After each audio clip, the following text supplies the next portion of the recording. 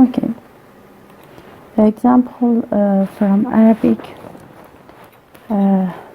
which show the need for corpus in grammar. Investigating morphological characteristics. All of these title and matter are important. Please pay attention to them and summarize the important point, not details. Studying a morphological characteristics in a corpus can teach us both about the frequency and distribution of the characteristics and about the differing functions of a particular variation. Morphological analysis by using corpus allows the user to search particular prefixes or suffixes in Arabic language, and also infixes may be added. I think you know about the prefix, suffix, and infix. You read them in morphology. The word alama, for example, may give various meanings by adding different prefixes or suffixes as shown in table 4. I'm not sure about my pronunciation in Arabic. For example, when we add the suffix ya, العلمية, which means scientific, suffix tana, علمتنا, which means learned us, ilma, which we add suffix he, means his science. When we add the suffix a, ulama, which means scientists. When we add the infix ye and prefix te, ta'lim, means teaching. When we add the infix we, ulum, means sciences. Here you can see the various meaning of alama word when adding different prefix, suffix, or infixes. The distribution and function of a syntactic construction. If the grammarians have a large corpus, they can easily determine the distribution of words. For instance, the prepositions fi, alaya, or man. For your summarization, you shouldn't need to mention the examples. Examples here is for the clarification of this matter, and you shouldn't need to mention the example in your summarization. If the grammarian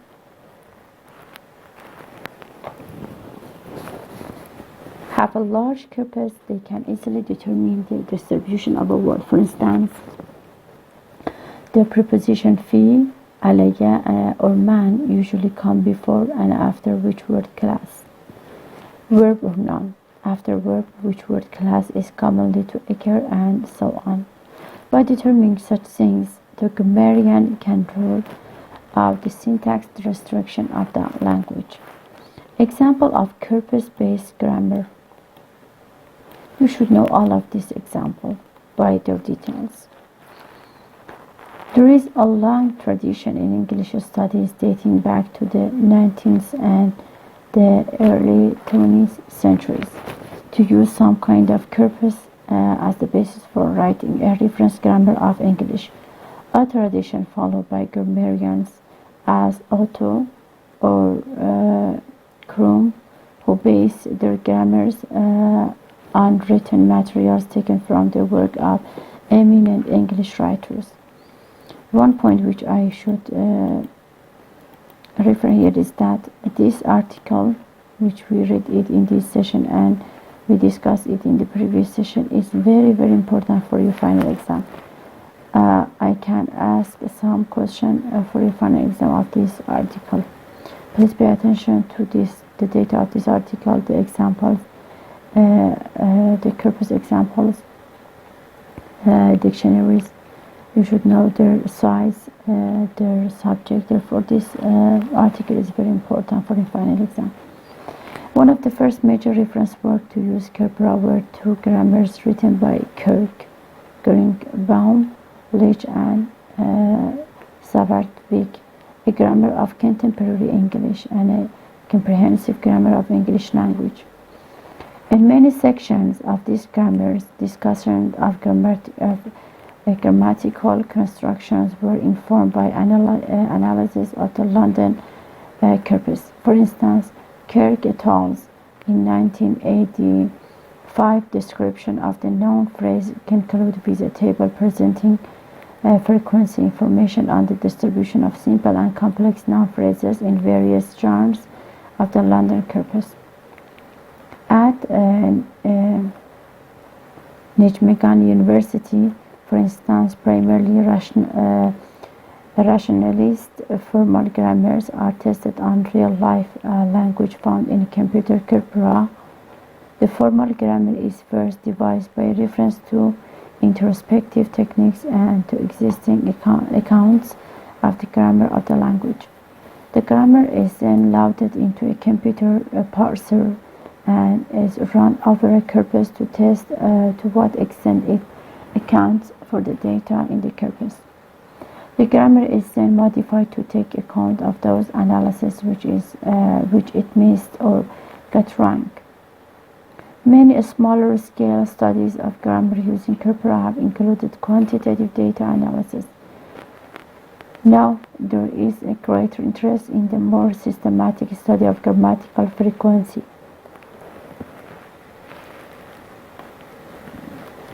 For example, Ostig and Duhan are aiming to analyze the frequency of various English clause types.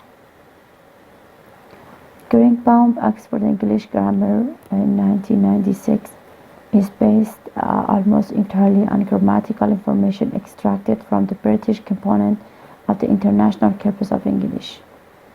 The Collins-Cobill project has created a series of reference grammars for learners of English that contains examples drawn from Bank of English Corpus. Biber et al. Langman Grammar of Spoken and Written English in 1999 is based on Langman Spoken and Written English Corpus. Florestra Sinta is a sampler of 1,000 running text sentences. The sampler is a manually revised part of a larger tree corpus, 1 million words, which was automatically annotated with the constraint grammar-based palabras parser and then converted into constituent trees. This full version can also be searched. The project is a joint venture of the VISL project and the project computational processing of Portuguese. Corpus in semantic.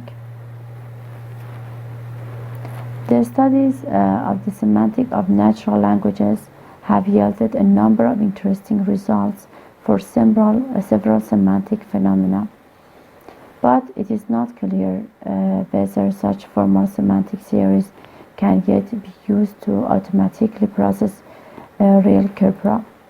Moreover, semantic theories are often based on higher order formal logic and don't explicitly address the problem of efficient implementations. A new approach that emerged over the past few years is to derive word meaning resources from corpora. Semantic information ranging from synonym or hyponym to rather complex word relation can be learned with a surprising degree of success from corpora. The main contribution that corpus linguistics has made to semantics is by helping to establish an approach to semantics which is objective and takes account of interminacy. Mint 1991 demonstrates how a corpus can be used in order to provide objective criteria for assigning meanings to linguistic terms. Main point out that frequently in semantics, meaning of the terms are described by reference to the linguist's own intuition. Means argues that semantic distinctions are associated in text with characteristics observable context, syntactic, morphological, and prosodic. By considering the environments of the linguistic entities, an empirical objective indicator for particular semantic distinction can be arrived at. Another rule of corpora in semantics has been in establishing the notion of fuzzy categories more firmly. In theoretical linguistic, categories are usually seen as being hard and fast, either an item belongs to a category or it doesn't. However, psychological work on categorization suggests that cognitive categories are not usually hard and fast, but instead have fuzzy boundaries. So it is not so much a question of whether an item belongs to one category or the other, but how often it falls into one category as opposed to the other one. In looking empirically at natural language in corpora, it is clear that this fuzzy model accounts better for the data. Clear-cut boundaries don't exist. Instead, the gradients of membership which are connected with frequency inclusion. Here you see some information about the border of lexicography, which we don't have the clear-cut boundaries. We have the fuzzy form boundaries. Please pay attention to this point. Okay, another matter is a corpus. In this paragraph you should mention the important point. All of the details are not necessary to mention. A corpus in natural language processing, or NLP. There are many corpus linguists whose interests are more computational than linguistics. These linguists have created and used corpora to conduct research in an area of computational linguistics known as natural language processing, or NLP. Okay, here we can see the meaning of NLP, which is the linguists have created and used corpora to conduct research in an area of computational linguistics, which we know them as natural language processing. You should know the meaning of natural language processing. For instance, the North American chapter of the Association for Computational Linguistics regularly has workshops and special sessions at which computational linguistics in NLP discuss the use of corpora to advance research in such areas as tagging, parsing, information retrieval, and the development of speech recognition systems. Because researchers in NLP have their own distinct interests, the corpora they use are designed differently than corpora such as Brown or LOB. The limitation of the corpora created by researchers in NLP, the tool they have developed, taggers and parsers in particular, have been instrumental in creating grammatically analyzed corpora that are of great value to descriptive linguists. For instance, work done by computational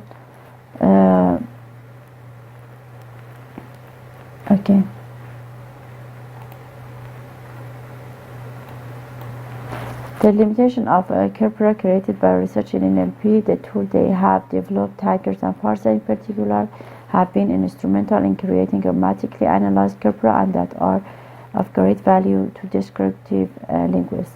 For instance, work done by computational linguists in developing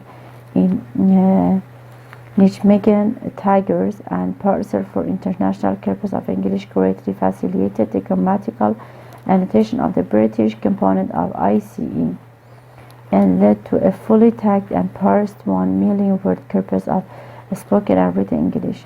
that when used with a text retrieval program can extract from ICEGB walls of grammatical information that in the past could be obtained only by manual analysis.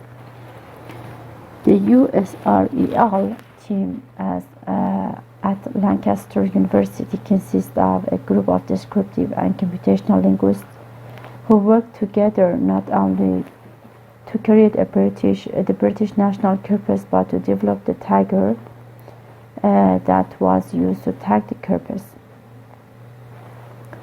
Bold Bank project creates a high quality set of syntactic structure of Bulgarian sentences within the framework of HPSG, which is based on syntactic tree bank of Bulgarian. It aims to contain samples of all the syntactic structures of the language. These sentences should serve as a template for future corpora development, become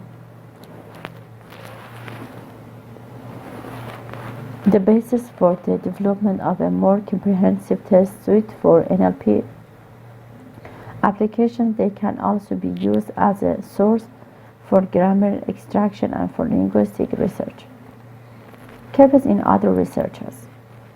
In sociolinguistics, the primary focus is how various sociolinguistic variables such as age, gender, social class affect the way that individuals use language. Corpus-based techniques make it much easier to carry out comprehensive register studies. Also, corpora have not yet been used to a great extent in sociolinguistics. There is evidence that this is a growing field. To study variations by gender in spontaneous dialect, it becomes necessary to extract from a series of conversation in a corpus what is spoken by males as opposed to females. The analyst might want to consider not just which utterances are spoken by males and females, but whether an individual is speaking to a male or female. Some registers can be very specific, such as in literature writing or methods sections in political research articles. Other research registers are more general, such as conversation or student essays.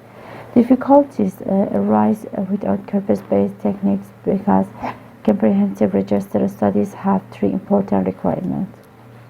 Inclusion of a large number of texts, because register studies based on too few texts are likely to be inaccurate.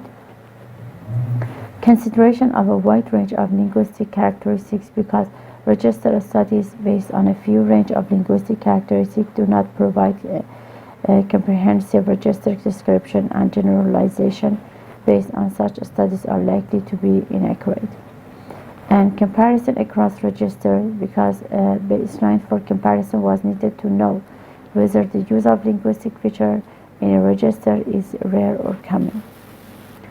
Yolmer, for example, used the Brown and LOB corpora to examine the masculine bias in American and British English.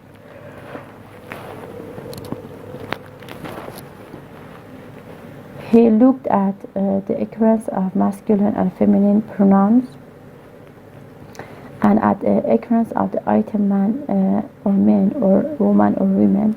Another hypothesis of Yolmer was not supported in the corpora, that women would be less active, that it would be more frequently the objects rather than the subject of food.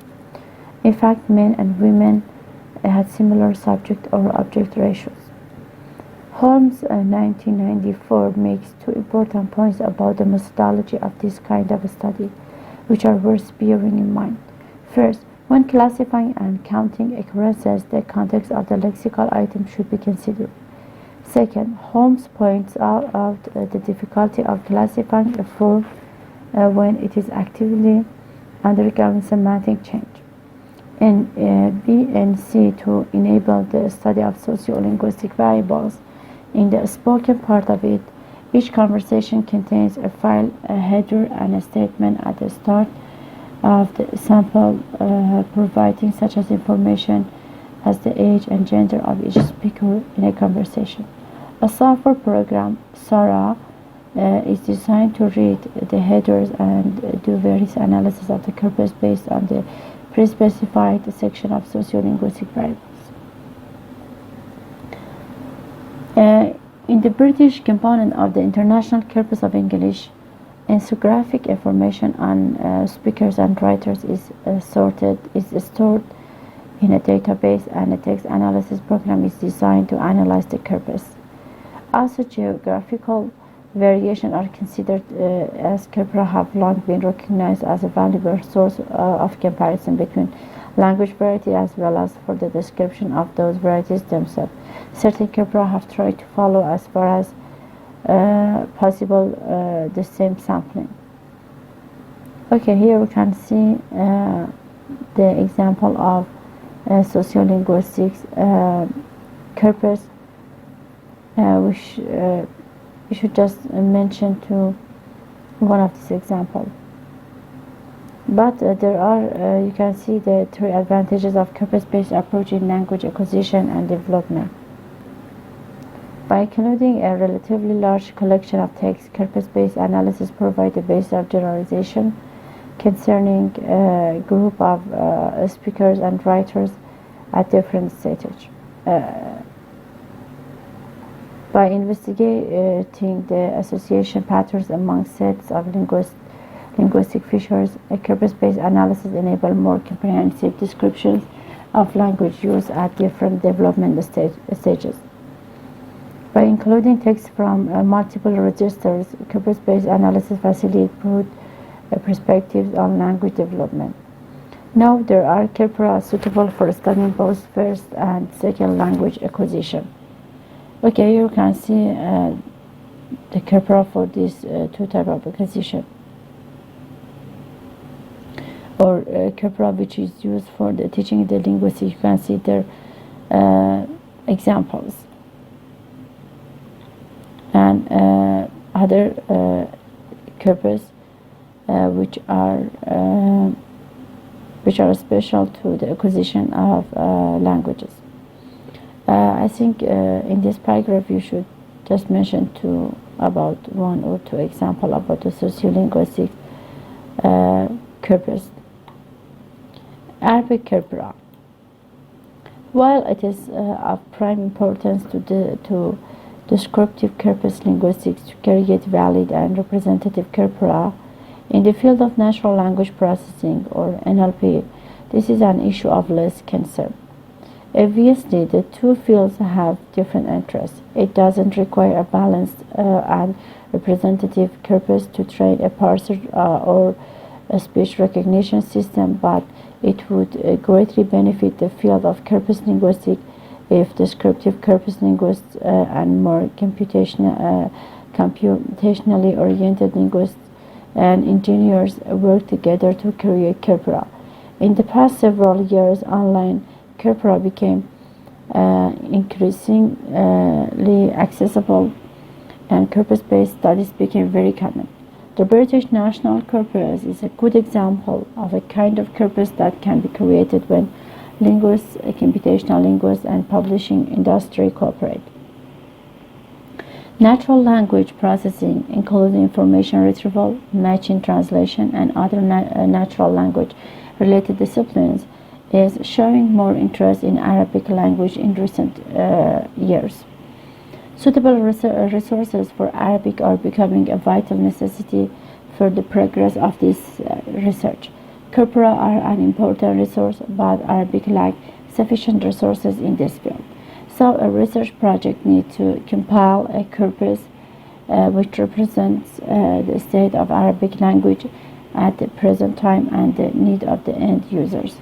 Therefore, many trials have been conducted to build Arabic corpora, but some of them were unsuccessful trials and others were for commercial purposes. Some trial in compiling Arabic corpora. In this section, we will present some previous trial of compiling Arabic corpora that were collected for several purposes of application for Arabic. You should know this corpora. CLARA, which is Corpus Lingua Arabic. CLARA corpus is an electronic corpus of modern standard Arabic. You should know that the abbreviated form of this corpus, which is an electronic corpus of modern standard Arabic. It contains 37 million words. You should know their size. They are important. Also, it surveys modern standard Arabic. Some 300,000 words come from Western languages, mostly English. More than 95% of texts come from last 10 years. It is important you should know the size and the subject of this corpus. CLARA corpus is collected to reflect the contemporary language usage, but with two exceptions of text sources, Quran and Bible. Geographically, the areas covered are the Arabic Peninsula, Syria, and Egypt, with some examples from other countries, like Tunisia and Morocco, with low percentages which do not exist, 5% from the content point of view. The share of popular fiction text is about 15%. The rest come from informative domain. The corpus aims at terminological richness. As for the medium, about 50% of the text come from periodical, 35% from books, and 15% from the miscellaneous written materials. The final goal is building a balanced and annotated corpus. The annotation should be done for morphological boundaries and POS. The acquisition of text for the corpus included a scanning of Arabic books. Arabic Newswire corpus. Newswire corpus was released in 2001 by David Graff and Kevin Walker. The source material was tagged using TIP, STER style or Tipester style, SGML, and was transcoded to Unicode. The corpus included articles from May 30, 1994 to December 2000. Okay, you should know the example of this Arabic corpus. If we cogitate this corpus, we will find that also it contains 18 million written words. It has no representative diversity or balance for all Arabic language because it was collected from the press outlets such as Agence France Presse and other agencies. The data is in 2,337 compressed Arabic text data files. The corpus is constructed to several applications such as education and the development of technology. A corpus of contemporary Arabic. The ACC corpus or corpus of contemporary Arabic was released from University of Leeds, UK by Latifa Al-Sulaiti and Eric et al. Their survey confirms that existing corpora are too narrowly limited in source type and genre, and that there is a need for a fairly accessible corpus of the contemporary Arabic covering a broad range of text type. Their survey also shows support for the inclusion of parallel English-Arabic samples. Supplementary questions show support for potential use in wide range of language engineering applications and indicate that teachers of Arabic as a foreign language already make significant use of computers in teaching and want to include contemporary authentic examples. The researchers invested a good amount of time and effort to to annotate every text with a header which provides internal and external information. The information that they included in the header follows largely accepted standard, but they include only the minimal required information such as authorship, publication, and the detail about the text such as their type and domains.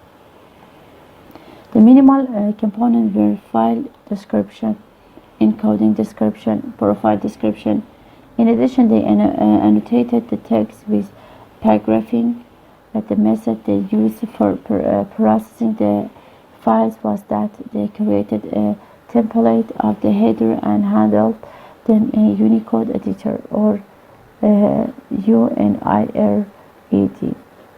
Collecting the text for the purpose and annotating them were all done manually. Please summarize it in your own word in about one paragraph. What noted above reveals a good effort in this corpus, but it has some disadvantages. First, the compiled corpus was only 1 million words, covering some of the categories they decided to collect. Secondly, it found that this written corpus doesn't contain written materials only, but also spoken materials such as short stories, radio, newspapers, children's stories, health and medicine, autobiography, magazine, and economics. The third disadvantage is that it doesn't have an appropriate document classification. Documents were collected without any consideration of representativeness. Al-Hayat corpus, the corpus was developed in the course of the research project at the University of Essex, but it's important to make some point clear. The corpus is so small. It is only 18.5 million words. As for representativeness, this corpus doesn't represent a long period of coverage, as the dataset is an electronic archive for the newspaper of the year 1998 only and doesn't cover any other year. According to the article classification, it covered 7 subject categories based on Al-Hayat classification: general, news, economies, sports, computers and internet, science and technology, cars, and business. And Nahar newspaper text corpus.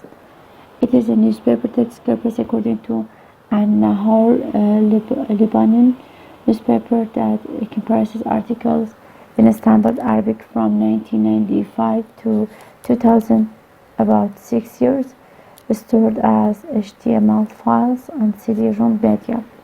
Each year contains 45,000 articles and 24 million words. Each article includes information such as title, newspaper's name, data, country, type, and page. Classified Arabic corpus CAC. This corpus was compiled by Abdelhamid Elva at the University of Manchester.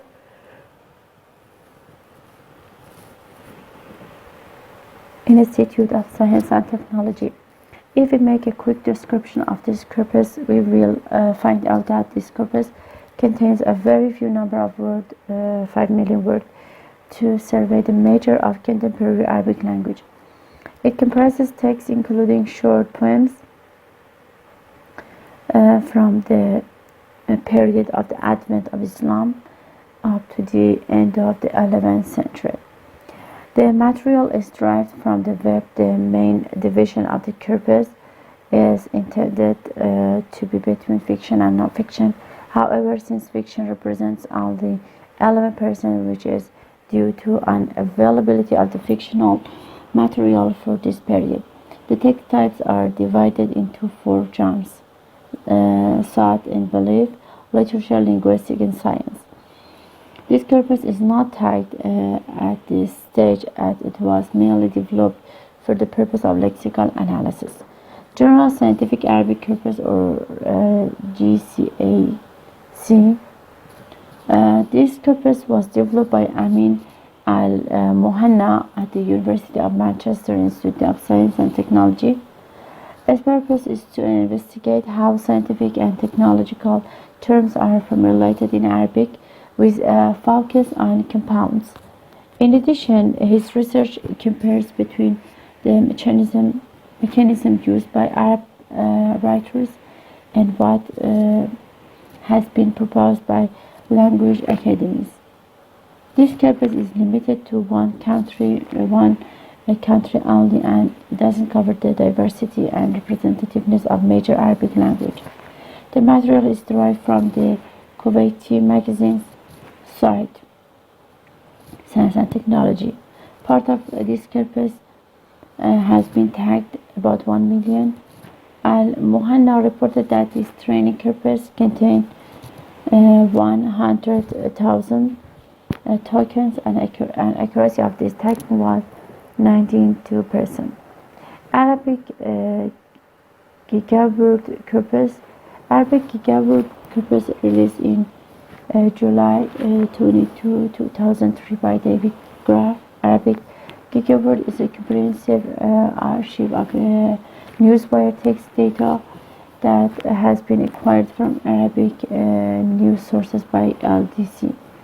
Each data file name consists of a 7-letter prefix, an underscore character, and 6-digit data, followed by a GZ file extension indicating that file contents have been compressed using the GNU zip compression utility. Therefore, each file contains all the usable data received by LDC for the given month from the given new source. Here we can read about the need for Arabic tools.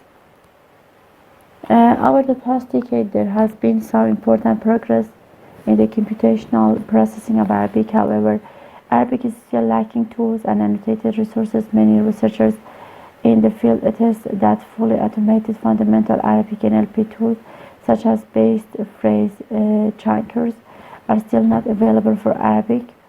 And Arabic NLP is still in its infancy due to the problem of obtaining large amount of text data.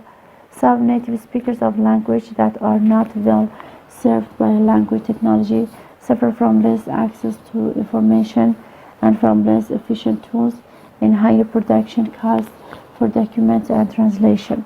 This section will survey some of the tools needed for the processing Arabic corpora, so progress can be achieved in the related area of the application. One of them is machine translation.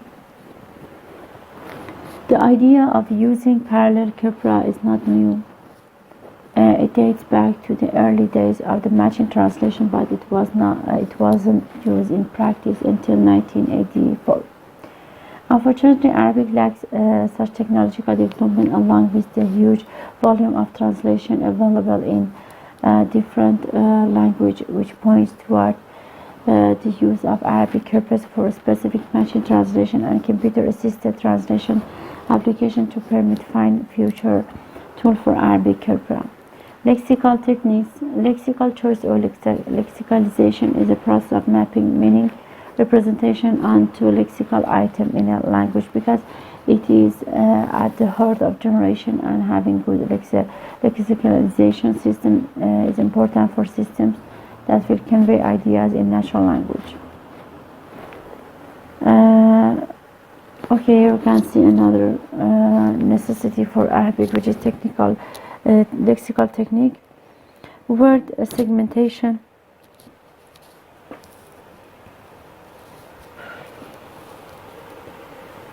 Which by its ideal definition, lemmatization is a process wherein the inflectional and variant forms of a word are reduced to their lemma. Due to the complex meaning decomposable into several morphemes, in morphologically rich languages like Arabic, such as language present significant challenges to many LLP applications, such as lemmatization, which is important to be used in dictionaries and concordances. Lemmatization attacks help generating word indexes, concordances, dictionaries from the text, with ensuring that all of the particular word within it can be existed by searching only for its lemma form.